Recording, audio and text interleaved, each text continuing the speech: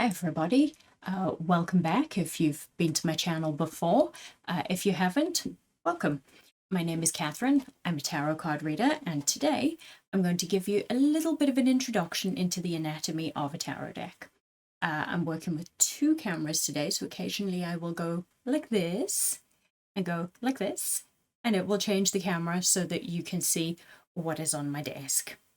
I will try very hard not to look at the laptop, not to look at the desk. If you've watched some of my videos before, you'll know that I can't help it. I just do it involuntarily, but we'll do our best. So, tarot deck. What do we mean when we say a tarot deck? Bear in mind, if you've ever Googled a tarot deck or you've looked on eBay for one, you will get oracle cards as well. If you're new to tarot, it can be a bit difficult to tell the difference. What is technically an oracle deck? What is technically tarot? The key is 78 cards. This is what you're looking for if it says 78 card deck. Now, having said that, I'm going to throw that rule out the window just ever so slightly. Some decks will say 79 cards or 80 cards, and they'll give you a bonus card. A good example, I'm about to turn around here and not be prepared at all. It's on my shelf. This is the Magical Nordic Tarot. Now, the reason I use this as an example, it's a standard 78 card deck, or it functions in that way. However, they give you a bonus card, which I'm going to hold up here. Although, just for fun and badness, let's see how this works. If I put that down there, there you go. And we're back. Now, this card was designed by an artist called Tracy Emin, and it says charity. So you could use it in your reading. You could decide on a meaning. I think it would be quite obvious. Or you can do what some people do and just put it in a separate box, see it as a novelty. You can also, if there's a particularly nice one, of course, it's up to you to decide whether it's nice or not, whether it meets your aesthetic standards. You could put it in a picture frame, a standard 6x4, pop it in a frame, use it to decorate if you're like me and you have things that are very tarot focused. I've got a little blank space in my wall behind. I'm considering my art options. You could have a collection of things like that, your bonus cards from various decks. However, tarot decks, generally speaking, function on a 78 card system. So if you're looking to buy a deck and you're not sure whether it's technically, because sometimes they will be listed as tarot deck, tarot oracle deck, and it's like, well, which is it? Because they're different things. 78 cards is the key that you're looking for. Now, that is broken down into different sections. You've probably heard the term major arcana and minor arcana. So, again, keep looking at my spread down here. Let me move some things out of the way so that we can run you through what the major arcana is. Let's see if I've shuffled about enough. There we go. Now, 22 cards make up the major arcana. They are the big hitters. They are the one that you've all heard of. The death card, the tower card, the devil, the lovers. You get the picture. So, quick fire round. Let's see. We have the Fool. Numbered 0. Could come at the beginning or the end of the major arcana, most often seen at the beginning. Although if you look at the little guidebooks that come with very old Rider-Waite-Smith decks, he's actually left it till the end. So it's generally up to you. Some people would say it represents a full circle of the major arcana and represents the Fool's journey. We'll discuss the Fool's journey in another video, but it's up to you how you position him. So there he is, 0. Number 1, Magician. 2, High Priestess.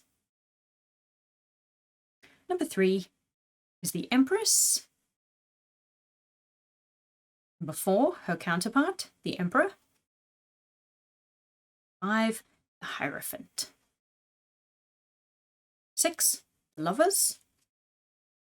7, Chariot. 8, Strength. 9, the Hermit.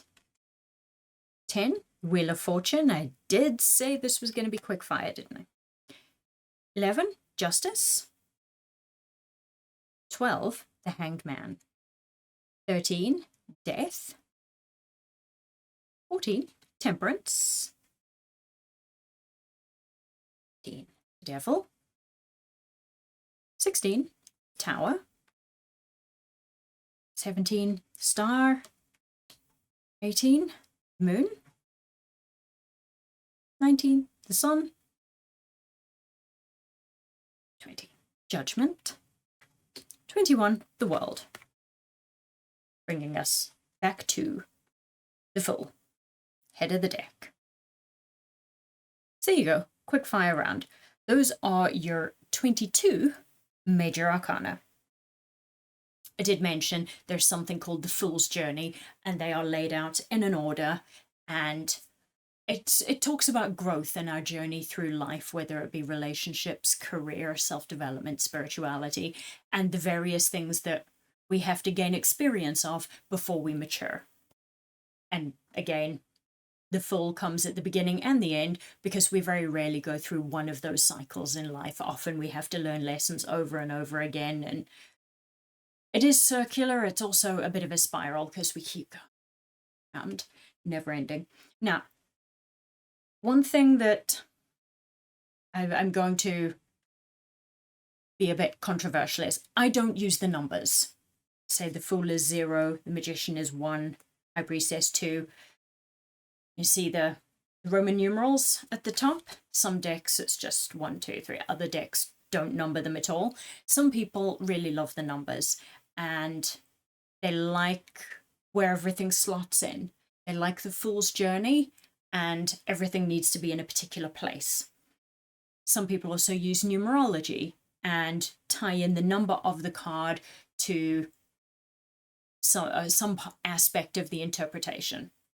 Now, if you've ever used tarot decks before, or once you start accumulating them, as will happen, it is unavoidable, you may find in certain decks the cards of Justice and Strength are swapped around.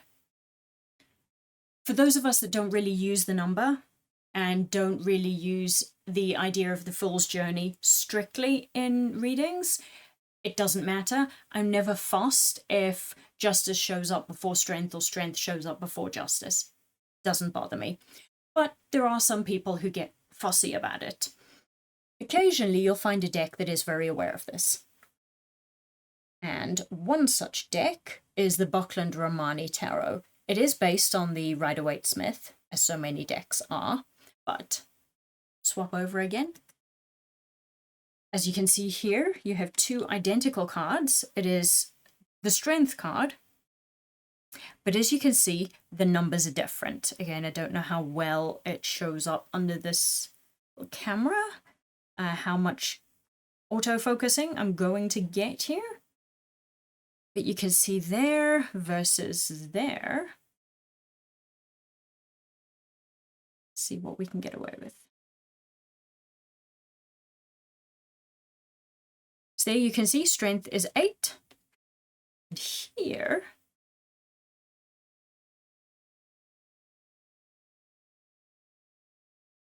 it is 11. Getting used to this camera. Now, of course, because they did that, they had to do the counterpart for Justice. And you can see, if I could try to get it to focus, again, you've got 11 versus 8. I'm under here. Now, clearly, Raymond Buckland was very aware of the fact that some people like to use numerology. And for some people, the placement, well, come back to me. For some people, the placement in the order of the major arcana is important to them. So he had those cards doubled up. It's a really good idea. Some decks will also point out somewhere in the description on the page where they're selling, will say, oh, the Justice card is this number, or Strength is that number, or when they show you some images, because let's be honest, if you've ever tried to buy a tarot deck, you'll look at the back, assuming you've got it physically, they'll show you a handful of the cards. A lot of sites and ads will not show you all the cards, because obviously what happens is people copy them and make maybe quite high quality copies, and then you end up with one of these, which it kind of uses a little travel deck, exactly the same, but obviously it's a knockoff. You can usually tell because they say there's a QR code for getting the guidebook. I generally don't buy the counterfeits because you don't want to do the artist out of money, but the little ones work as a travel deck, and I have paid for the biggie. So under those circumstances, don't mind. So when you are looking at the website and they're showing certain cards, they'll usually show one or two minor arcana and a couple of the major arcana. Often they will show either Justice or Strength, so you can get a little look at the number, so that if it matters to you, you can get a deck that has them in the sequence that's important to you. Again, having said that, the numbers are not relevant to an awful lot of readers. So if you're new to tarot card reading and you're thinking, oh my God, now I've got to learn the relevance of numbers, I've got to learn numerology. No, you don't. It's just an added thing that down the line, if you're interested in numerology, you can work in there, but you don't have to. So vast majority of tarot decks will be based on the Rider-Waite-Smith, and they will have 78 cards. They will be in the order that I showed you. The only variations will be Strength and Justice on occasion. So there we go. Now, major arcana out the way. What are the minor arcana? Well, the minor arcana are the ones that look more like traditional playing cards. There's 56 of those, and they're broken down into 4 suits. Again, very much like your traditional playing cards. So, swap over again. And they are swords, wands, cups, and pentacles. To me. Now, those 4 are usually portrayed in exactly those terms. Occasionally you'll hear wands described as rods or staffs. Generally speaking, swords are swords. They tend to be quite universal. Same with cups. Occasionally you get chalices and goblets, but that's, cup's a cup. Pentacles, sometimes you get discs and coins.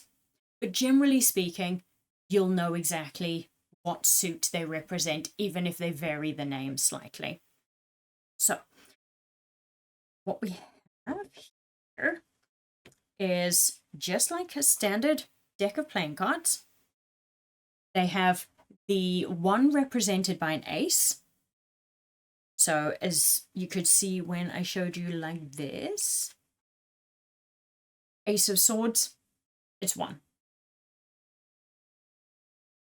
Just didn't want to have to keep doing this all the time and having the camera struggling with focus.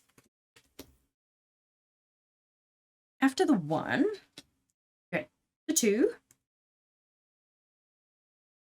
3, etc., all the way up to 10. Yeah, lovely, pretty image there. Nowadays, there are far more graphic decks out there, but there are still people who go, ooh, when they see things like that, it can be quite difficult to reassure somebody on the other end of a reading that that's not necessarily a bad card, but, image-wise, it is what it is. So, as I was saying, you have the ace, which represents 1, and it goes to 10. Same with the wands. same with the cups, same with the pentacles. Then you have the court cards. Again, similar to a deck of playing cards, but in a deck of playing cards, you've got the Jack, the Queen, the King. Here we have something extra. We still have our King and Queen. We're using the wands as the example there. But instead of just having the Jack, we have the Knight and the Page. Again, sometimes you'll hear them described slightly differently. Usually the Knights are the Knights. It's the Page that is sometimes described as a knave. You sometimes have them split in masculine and feminine, and you have Prince and Princess along with King and Queen.